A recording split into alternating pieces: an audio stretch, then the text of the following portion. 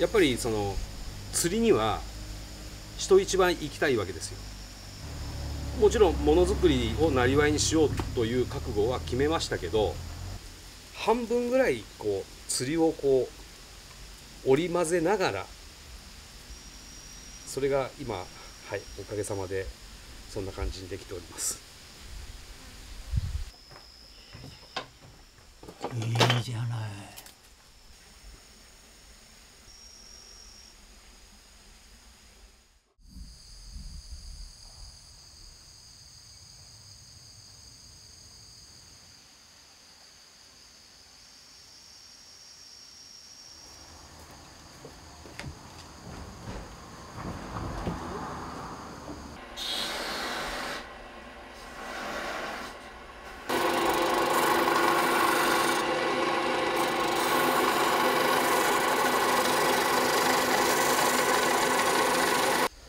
これお客様がうちの工房に来られて、この部分を、こういうハンドルに使ってくれっていう指示をされて帰るんですね。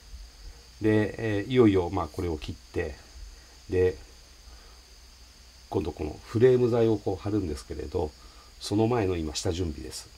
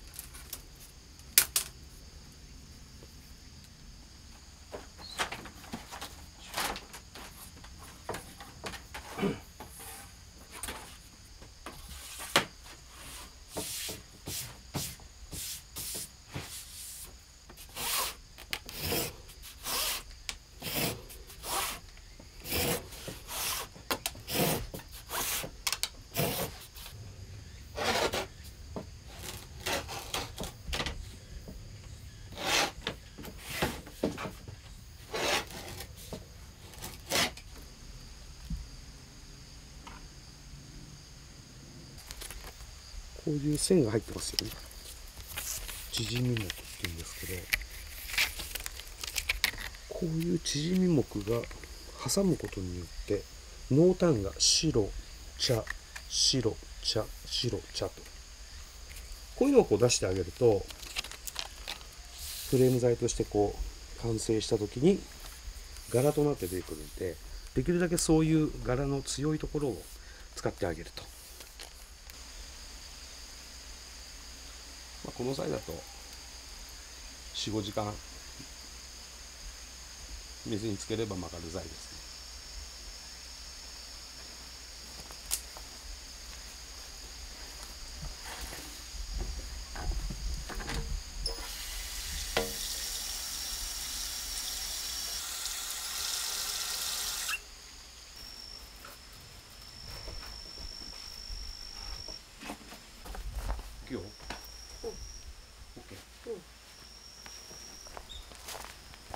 よし。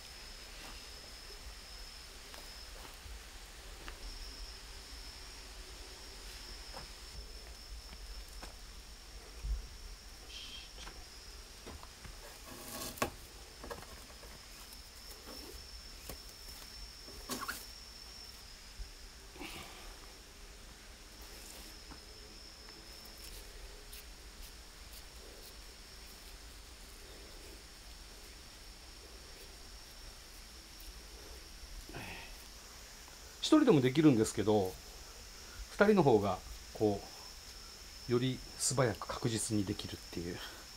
一人だとね、ってなっちゃうんですよ。はい。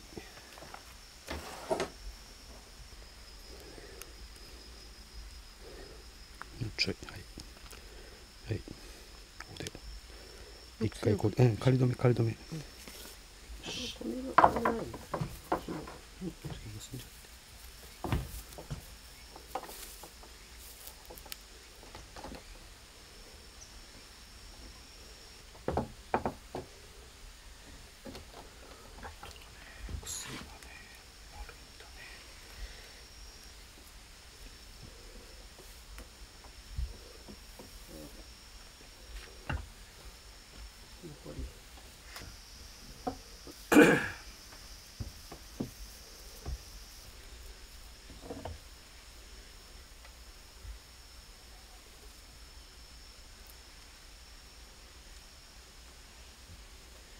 OK。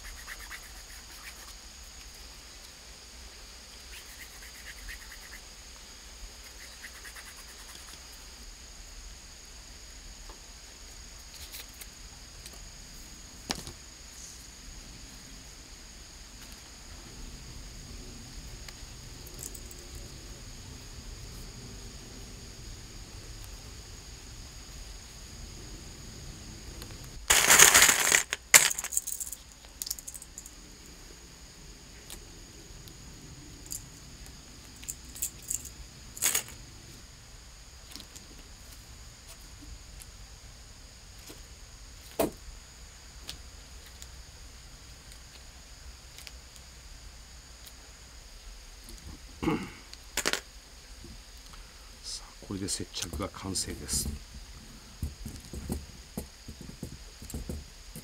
これで24時間放置します。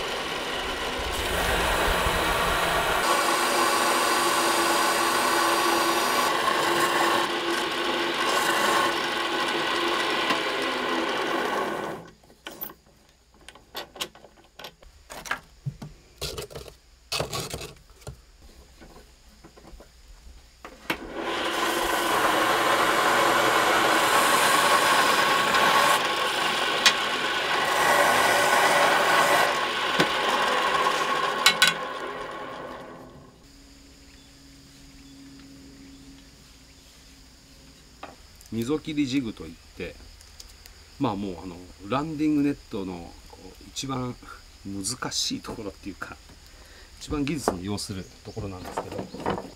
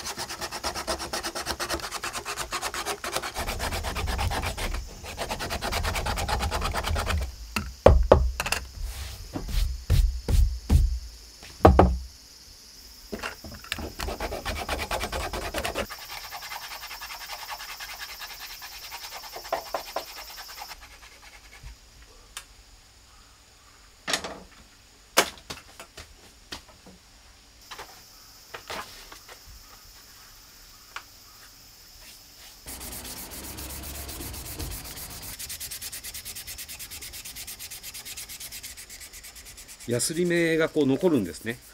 でそれもこういう工房とか室内のライトの下で作業しててもなかなか見つけづらいんですけれど、こういう自然光の中でこう見ると分かりやすいんですね。そういう意味もあって外でこうやって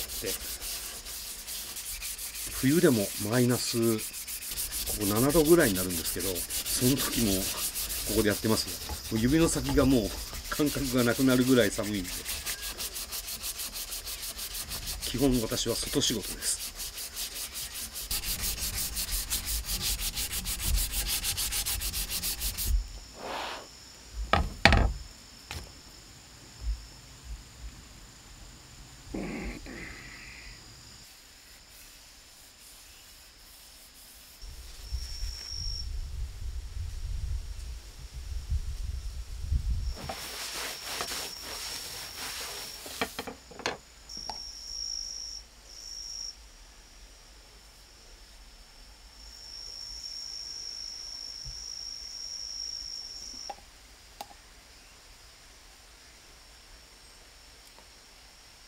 下地塗りなんですけど、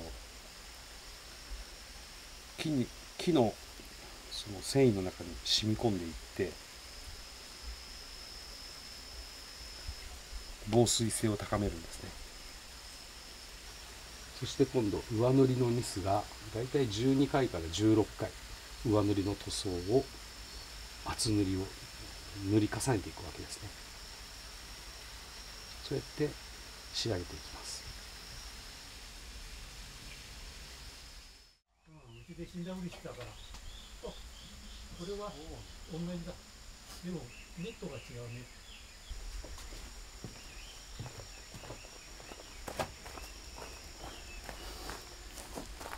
よいしょ。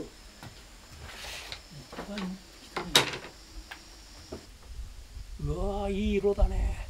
そう。3色。そう。これがギリだよね。そうそうそう。後ろは。ここがね。だからこっちはいっぱいいるよ。そうそうそうそう。この辺まで大丈夫だけど。でもここ欲しいもんな。こう切ります。ただ完成の時はここからこう来てこうなくなってこうなくなります、この部分はなくなる。でもう一つ言うと、これはクランプ挟むために四角いんですね、だからエンドが、ポルシェの911ダックテールのように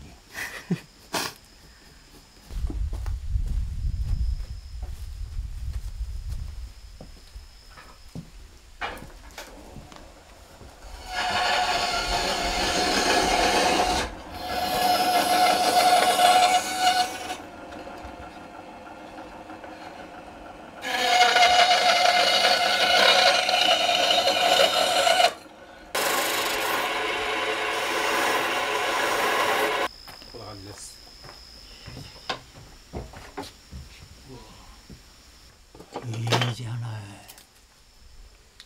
満足してます。期待以上の材料があって、このなんていうんですかね、柄っていうか模様と色ですね。ここ3色、まあここは少ないんですけど、これ青っぽいとことこで赤がほとんどなくなっちゃったんだけど、ここが赤っぽいんですよ。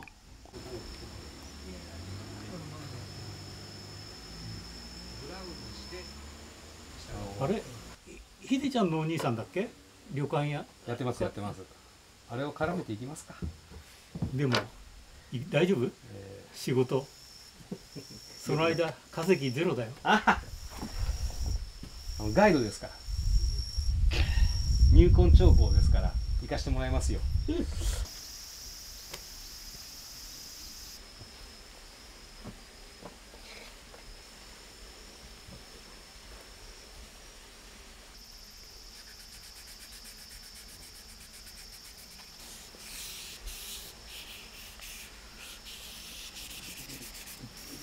とあるフライショップさん、フライフィッシングの道具を売ってるお店さんに行っていて、そこのオーナーが作りかけていたのが、置いてあったんですね。でも僕もクラフト好きなんで、これランディングネット作ってるんですかっていうことで聞いて、その時にその方は忙しいからもうやってないんだなって中途半端に置きっぱなしだったんですけど、ある程度の順番を聞いて、で、見よう見まねで1本作って持ってったと。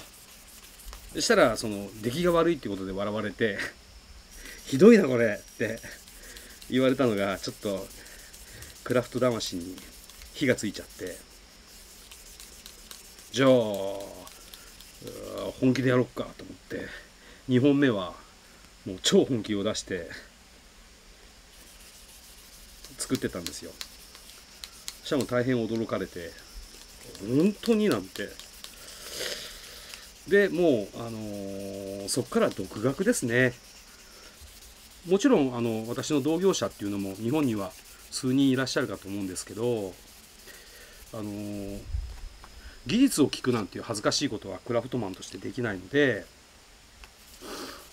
もう本当に自分なりにこう試行錯誤して作っては自分で使って作っては自分で使って繰り返してきましたね。接着剤も何がいいのか散々試しましたね。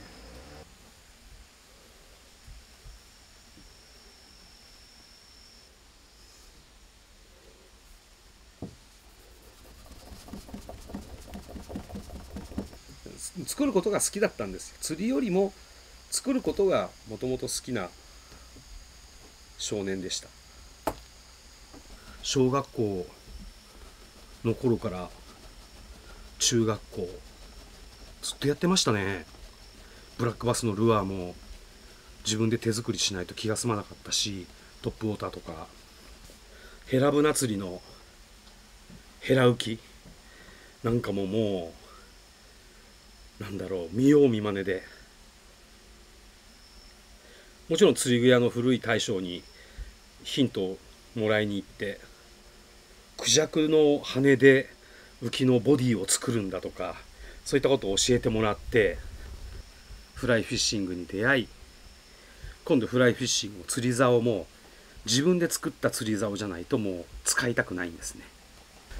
決して海外の竿に納得のいくアクションがないって言ってるわけじゃなくて、あるんでしょうが、それを誰も真似できないところから生み出したり作り出したりしないと気が済まないので、釣り竿の作り方も学びました。やっぱ釣り具屋さんから聞いて、でフライロッドを自分で作ってできて、結局そのランディングネットを作り方を知ってしまって今に至るです。さて、いよいよ塗装も終わり仕上げも終わり、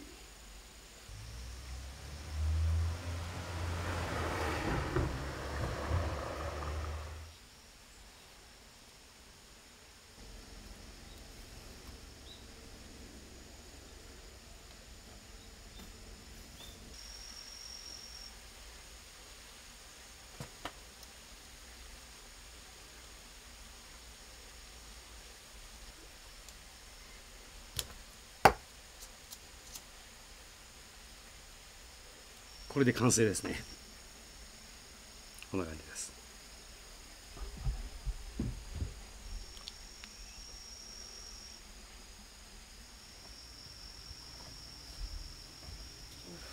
ルアーでも釣り竿でも何でもよかったんです。自分が打ち込める道具、一番どうでもよくて、要するに魚をすくうためには、うちのようなこう名木を使う必要もないんです。ただ一番どうでもいい釣り道具の中でお客様が一番逆にこだわりたくなる道具でもあるんです。それがランディングネット。昔はもう本当にメープルの板1枚2枚そんなのでお客さんが選ぶ部材も幅広く持ってない、もう1種類のメープルだけでお客さんが注文してくれて、次来られた時には材料が3種類ぐらいから選べれるようになって、本当に22、3年前スタートした頃ってそんな感じだったね。置く材料がなかったもんね。だけどやっぱりリピーターも増えて、お客様がお客様を紹介してくれて、本当に何だろうかな、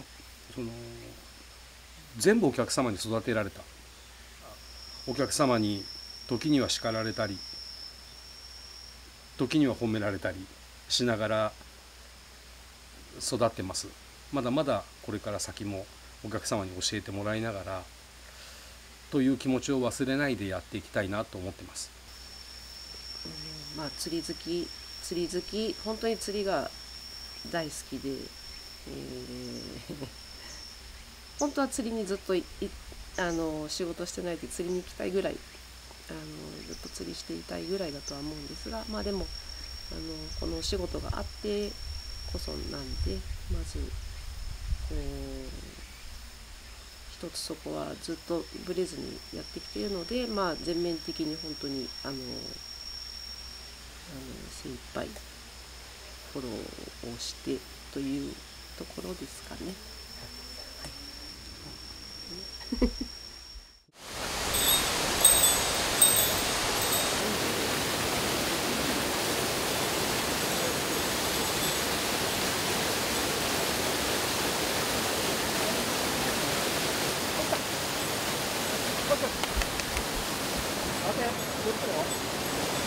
おめでとうございます。綺麗なヤマメだね。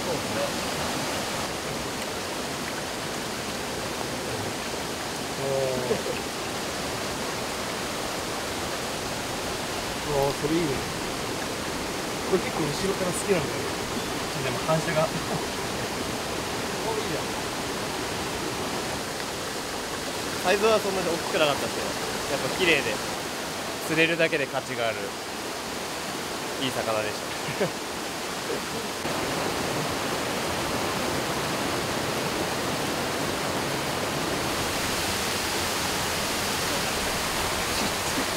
ちっちゃいけどヤマメだ。もう全然あれですね、動かないです。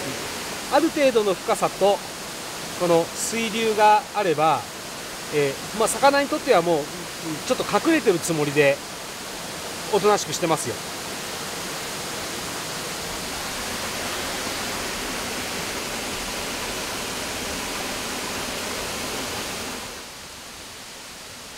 結局こう大人になってっていうか、もう人生ももう後半差し掛かる中、はたっと気がついたのが、小学校の頃から俺やってること変わってないんじゃないのって思って、それしかできてない人生です。すいません。